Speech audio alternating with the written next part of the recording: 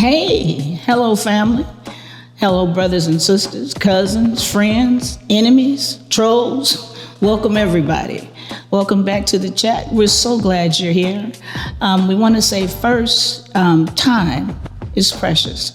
So if you're spending your time to watch this video, we want to make sure you get something out of it. Because I do want you to understand that I'm not here just to talk. Miss Turner, that's who I am. Naja, Miss T, Teach, all of these things I've been called.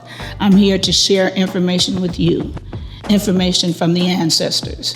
And I do that from my heart, from me to you. But I do want to ensure that you get something from this 20 to 30 minutes of your time. So sit back and roll with me. Remember our main concept. If you've been rocking with us for a while, you know we've been saying, pretty isn't pretty. It's what you've been trained to see. But truthfully, it's bigger than that. So we're going to go into this one. Our overall topic today is education versus indoctrination versus propaganda versus bullshit. Which one have you been instilled with? And I want you to question that as we go through this. Have you been educated, indoctrinated, propagandized, or filled with garbage? Here we go.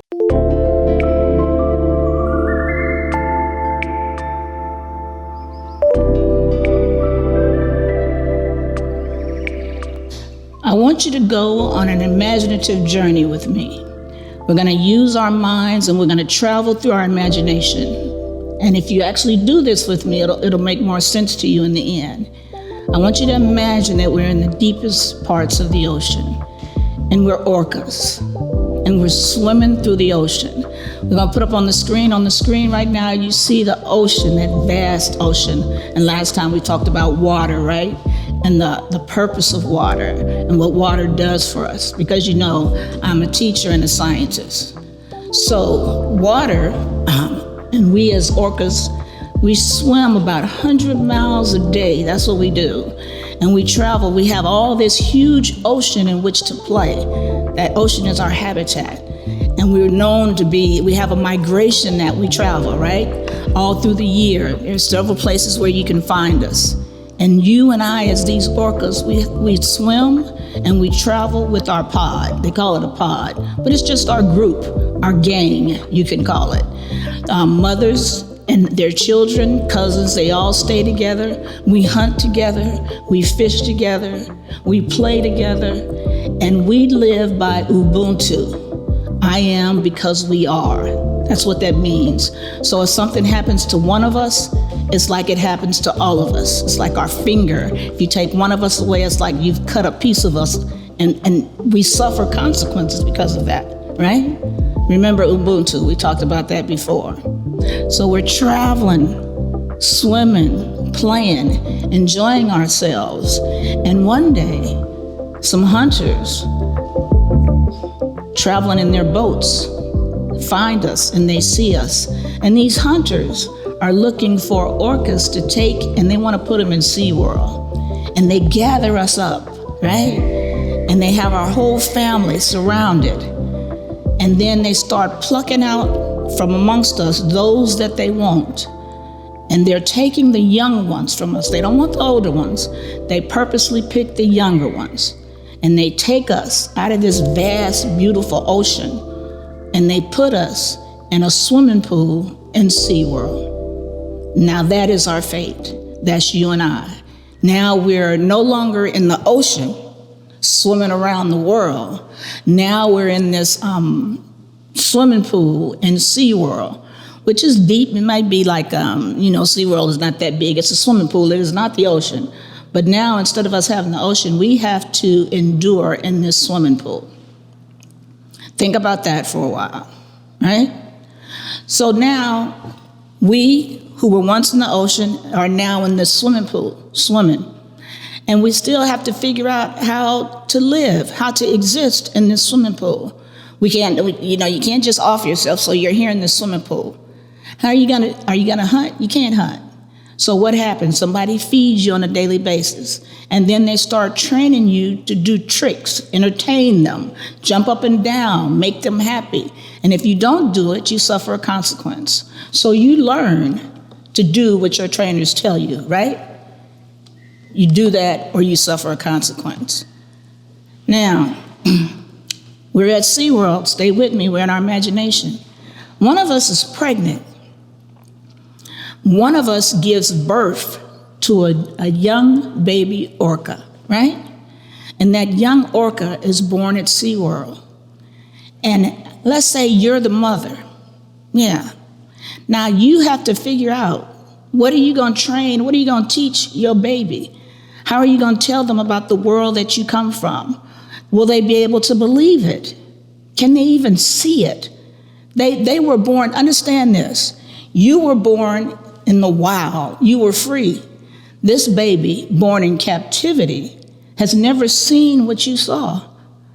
So when you start telling it about the richness from which you come, it has to imagine that because it's never seen it. And it won't be able to see it. You understand? So education, how would we educate this new orca, right? What would this new orca need to learn to live? Did it need to know what you needed to know when you were in the wild? All of that. The mother would be responsible for educating the child, you agree? Not in SeaWorld though, right? Who's responsible for educating the child now, right? And this child, will it think and feel as you do? Or would it be different? Now, I don't have the answers to this for you. I just want you to go through this thought exercise and think about the new education that this new growing life will receive. And will it be to its benefit or to its detriment, right? Are you going to educate this new growing life, or are you going to indoctrinate it? There's a difference, right? SeaWorld, when it went out to capture orcas, and this is a true story that has happened to some orcas, you know that there are orcas in SeaWorld. And the way that they were captured, there's a whole movie on this. Please watch it. It's called Blackfish. You'll learn a lot. But now that we're in SeaWorld, think about the education or the indoctrination and propaganda we receive that teaches us to jump up and down and to entertain now so that we can be fed. Because as a living thing, we need food, right?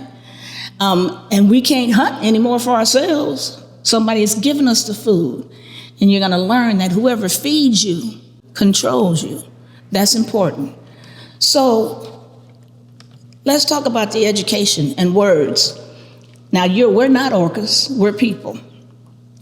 We use that little thought exercise for you to imagine the same thing happened to us. Truly, you understand the metaphor, you understand the analogy, right? We were captured too, some of us, I'm not going into that conversation about FBA and all that. I'm not going down that. But some of us were captured, right, and brought here. And people would tell us about the amazing kingdoms of Africa. We've never seen them. We can't imagine that. The only thing we've been told, and I'm going to show you that in a minute, is how dumb we are, how unintelligent we are, and how others did everything on our behalf. So many of us walk around believing that. There are consequences to that. When you're miseducated, there are consequences, right? So this new growing life, again, back in SeaWorld, it's going to need information. Now let's just come out of SeaWorld. Let's talk about us as people. Education, just like if you had never been in the wild and free, you need education. But what is education? What are we going to teach you? Just like the orcas, we too were trapped, caught, transported to a foreign land. And there's some things that we were taught, things that we are taught on a daily basis. Are we being educated to do the things we need to do as people? Or are we being indoctrinated? And what are the consequences of that, right? And I'm going to suggest to you that it's not education. I'm going to suggest to you that it's propaganda. It's not for our benefit. And I'm gonna try and show you some examples of that, okay? Stay with me, we're just beginning.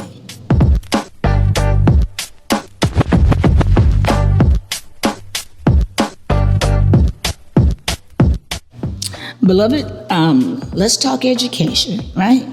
Education versus indoctrination. What is education? And I want you to question. Everything I do is for us to go through self-reflection. I want you to question the things that you believe. Are they true? Are they propaganda? Are they nonsense, right? Because some of us believe a lot of nonsense. So there was an elder, now an ancestor, Carter G. Woodson. He wrote a book, it's on the screen here, called The Miseducation of the Negro. And that book has been published, or not published, but there are several editions of it.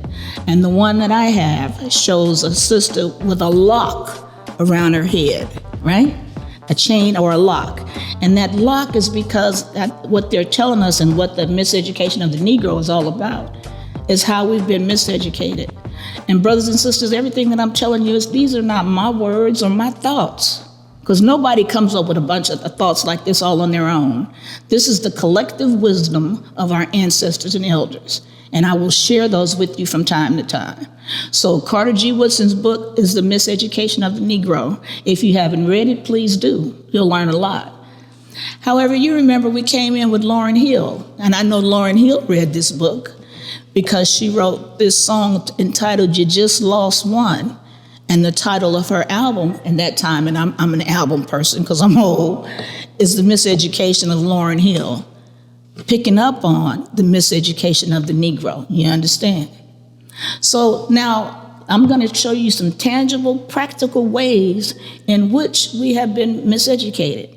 And I want you to think about your education, because they say that Black women are the most educated people on the planet. And I agree with that. But that education is not from what we've received in these colleges and universities, because they don't necessarily educate us. They indoctrinate us, and I'm gonna prove that. On the screen right now, you're looking at the globe of our world, as round and beautiful as it is, right? And what you see and what you were taught in school, well, brothers and sisters, you tell me, how many continents are there? 1, 2, 3, 4, 5, 6, 7, right? That's what they taught you. And then they named them. Africa, Asia, South America, North America, Australia, Antarctica. Did I get them all? Oh, Europe, right? Now, look at that map. And a continent is a land base. And you count them for yourself. Do you count 7 continents? No, they're not 7 continents. Antarctica, by the way, I hope I didn't leave that out. Antarctica, many people leave that out. It's at the bottom, it's ice. Not many people go there, but they call it a continent too. But Europe, look at Europe. Europe is a part of Asia. It is not a continent. But when you went to school, you were taught this is a continent. So you regurgitated that, you had to, because that was on the test. So you said Europe is a continent. Brothers and sisters, that's just one way to show you that some of the stuff that you have in your head, that you've been taught, and this is the education, and you're walking around repeating that as if it's the truth, but it's not. And we use that just as a representative of a lot of other stuff, okay? That's one. So you agree with me, there is no 7 continents, that's first. But you've been walking around saying there's 7 continents, because that's what you've been taught. Now ask yourself, is that education or indoctrination? Let's go. Next, what you see, Brother Malcolm in a movie. He did actually it was Denzel Washington playing Malcolm X, right? And the movie that he made, and I could watch this movie over and over, but the part we want to focus on right now, and you see it on the screen, is where he's in prison and he is being schooled about using the dictionary, and he looks up the word black, and then he looks up the word white, right? And what he's told about black, you see it, black means everything that is bad, because that's what we've been taught. White means everything that is good and pure, because that's what we've been taught. And is that truth? Is that education? Or is that indoctrination? Do you have to see the world as other people see it? Do you have to accept those definitions? Something to think about. Education, indoctrination. Let's go.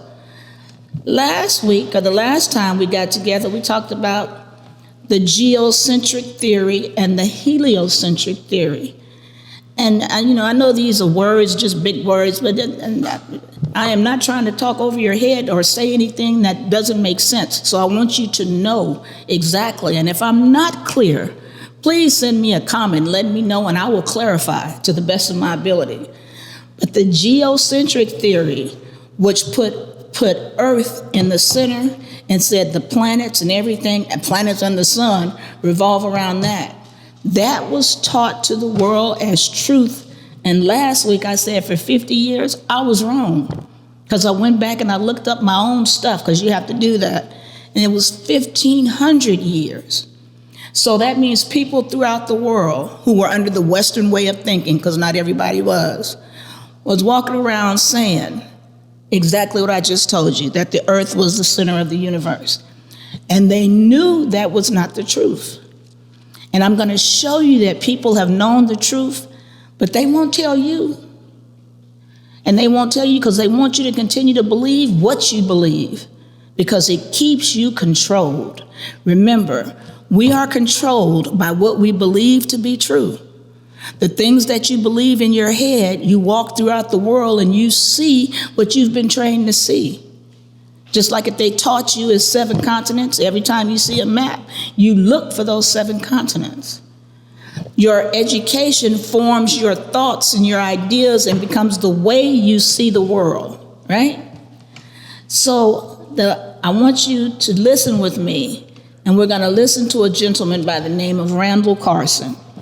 And he discusses, he's looked into the pyramids a lot. He knows a lot about our history, and the things that he learned in Egypt. He's put some study with that, but he learned that studying the things that our ancestors taught. But he won't tell you that. Nobody, not many people will tell you that, which is why I have to sit here, right?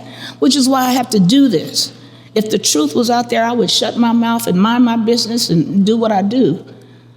But there has to be some type of force that acts against those who are lying to us. And there are many lying to us, trying to indoctrinate us. And that will not work for me. It shouldn't work for you.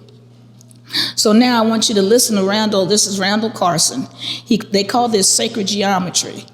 And what I'm sharing with you and what I want you to know is that the history that most of us have in our heads about yesterday and what happened yesterday is a lie. It's indoctrination. They teach you what they want you to believe. They don't teach you the truth, even when they know it, right? And that's to keep you controlled. Listen to Randall Carlson, and we'll come back on the other side. So again, even if the pyramid was built 4,200 years ago, you got to say who 4,200 years ago had the technology to measure the earth with that degree of accuracy. Now, that we know of, nobody 4,200 years ago did, or how they would have done it, we don't know.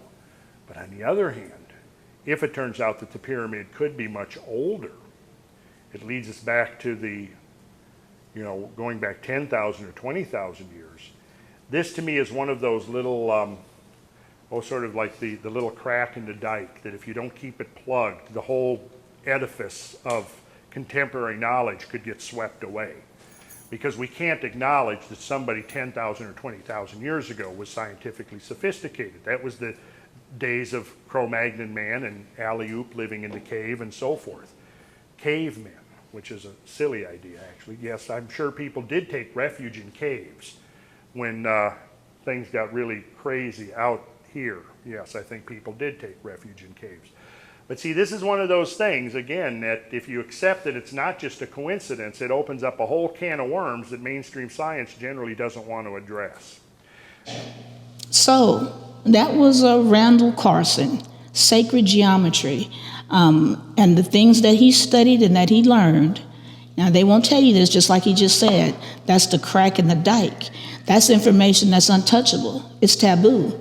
So you can't go back that far, because if you do, all of the myths and the things that we believe to be true about the world, it just opens them up. And then it starts to make people think and wonder and become curious. Well, if that's true, and then they start researching, they don't want you to do that.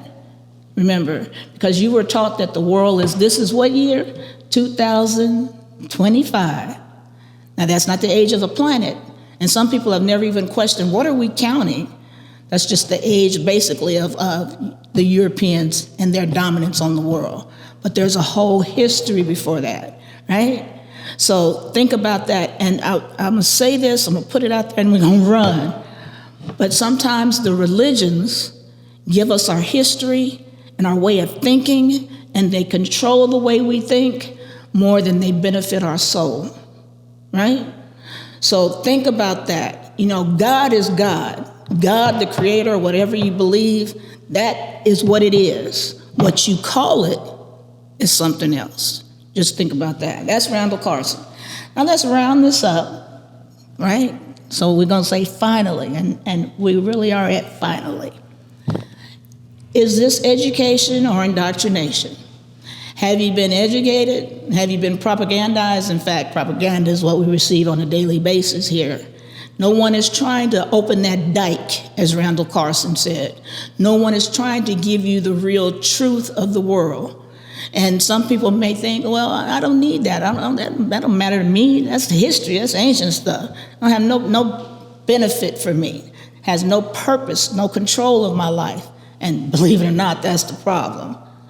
So, what are the consequences of this? Right? After everything we said, if we become an indoctrinated people, like those orcas in SeaWorld, as opposed to an educated people, what control or what effect will that have on our mind? I was a teacher. Y'all know, if you've been rocking with me for a while, I was sitting there in our classrooms observing, studying, and trying to educate our children, right? Now I'm going to show you the consequences of indoctrination lead to people who think like this. Roll the video. I know a lot of people take issue with my beliefs. I'm white. I'm a Caucasian because everything about me is different from an African American. I have naturally straight hair. My hair isn't nappy. It doesn't require weave. My nose is not giant as like African Americans. My lips are perfect. They're not too big and they're not too small. Like, they're just perfect. My ears, I don't have black people ears because they're really giant. Most African Americans speak ghetto. But when it comes to black people, I think they're all ugly and I have nothing in common with them. I'm different from African Americans because I'm white. My figure is just like Kim Kardashian, and she's a wonderful role model. This young girl was on the, I always want to say Phil Donahue, you guys, because I'm old. Phil Donahue was the person who was on TV when I was there, but this is the Phil McGraw, Dr. Phil show. And she was explaining how she's not black, she's white, right? Listen, and then we're going to come back on the other side. When you say that you believe yourself to be Caucasian, tell me why you believe that to be true. Well, I know I'm a Caucasian because when I wake up in the morning, I just have such a great life.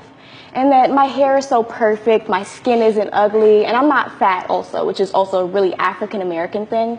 So, like, I'm just nowhere near like them. And plus, they're so thug and criminal that I can't relate. Okay. Yeah, okay. Well, I mean, that's just so riddled with ignorance, I don't even know how to respond. Okay. And,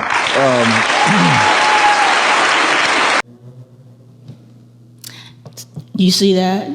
That's sad. And when people first heard that and were responding to that, they were so angry with that young girl. People cussing and talking. I mean, that's purposeless. Because she's a product of her environment. She can't help what she thinks. And believe it or not, she's not alone. Many of us have been indoctrinated in that way. And so we live our lives going throughout the world trying to become what this society has said we should become, right? Pretty isn't pretty, it's what you've been trained to see based on the way you've been indoctrinated, right? And if you disagree with me, I understand, because nobody's walking around feeling like I wasn't either when I was indoctrinated, and I still am. I mean, you never kind of totally break free. Go back to those orcas as we began this and started this. If we were in the wild, if we were free, would we think and behave the way we're behaving now? And when I say we, I'm talking about the universal we. Africans, actually people all over the world. But if my focus right now is Africans in Jamaica, Africans in Panama, Africans in Africa, Africans in the United States. You call that the diaspora, right? That's all of us. And wherever you go and you travel around this world, you will see that for the most part, we are all behaving the same way. We are all trying to fit a certain standard, right? That's not education for us, that's indoctrination. So I'm gonna leave you with this. This is the final, everybody knows this young man, and when I was a young girl, I thought he was very handsome. I wasn't gonna say I had the biggest crush on him, but I don't do celebrities like that. I'm not the person who goes to the concert and holler and scream. I mean, I like them and I party and I do my thing, but ultimately I feel all people are the same. I don't, put people who have money above me. I don't put them beneath me, and neither should you, is what I'm saying. It's just people on this planet. Their money doesn't make them any better. Their gift or talent doesn't make them any better. As we go through this, we're going to talk about why those certain people have been picked and placed above us in order for us to look up to them and assume that that's the way to go. All of this is purposeful, brothers and sisters. And so finally, you know who I'm talking about. There he is. Who is that? He was one of the most famous men in the world. That's right, Michael Jackson. And when he was young, I thought he was a very handsome young man. Hated what he did to himself.